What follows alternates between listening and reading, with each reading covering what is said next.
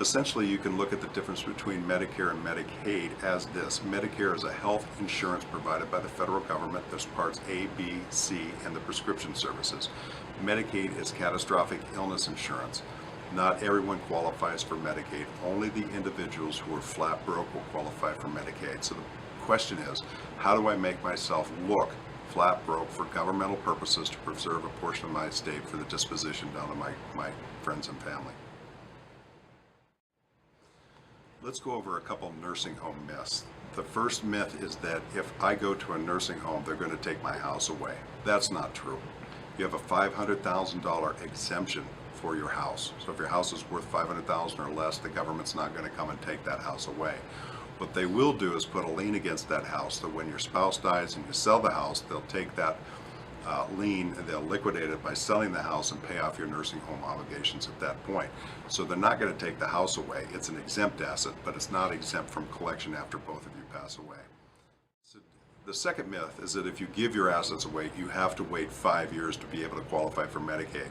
This is not true. What the government does is that they take a look at the amount of those gifts, and they'll qualify for you for Medicaid subject to a penalty period based on the value of those gifts and what they call a penalty divisor at the time, which is currently, I think, $7,700 here in Wyoming. So if you gave away $77,000 during your lifetime within that 5-year period, you would have a 10-month penalty period where you'd have to pay for the skilled nursing facility prior to being qualified for Medicaid. So you would not have a 5-year penalty.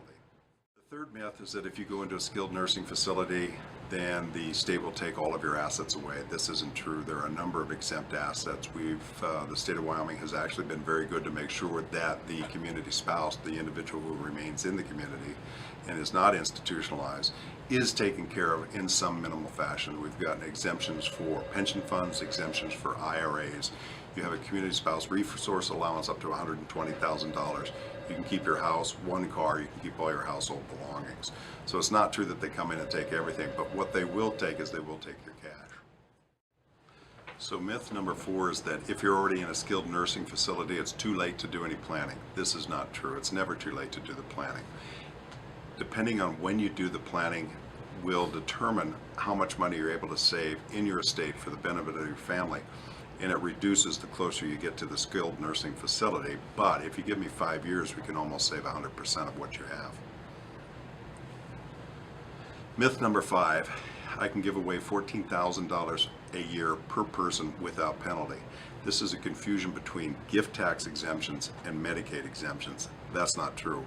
Any gift that you make to any individual for less than fair market value during the 5 years preceding your Medicaid qualification is considered to be a gift and subject to clawback by the Medicaid personnel.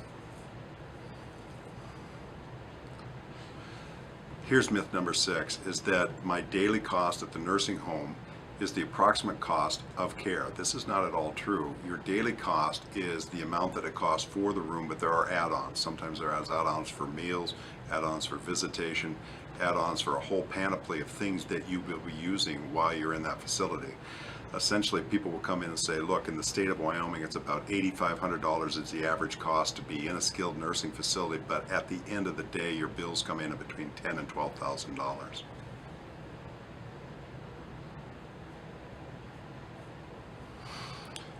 Myth number 7, there's only a small chance that I'm going to end up in a nursing care facility anyway. This is not true. 43% of all individuals aged 65 or older will spend time in a care facility, and the average length of that stay is 2 years and 3 months according to the most recent statistics. So only a fool would fail to plan for Medicaid once you get to the age of 50 years or older, because there's a higher inevitability of that than there currently is of estate taxes. People come in and spend a lot of time talking about estate taxes, and less than 0.14% of all individuals in the United States are actually subject to estate taxation, whereas you have a 43% chance of being subject to Medicaid taxation.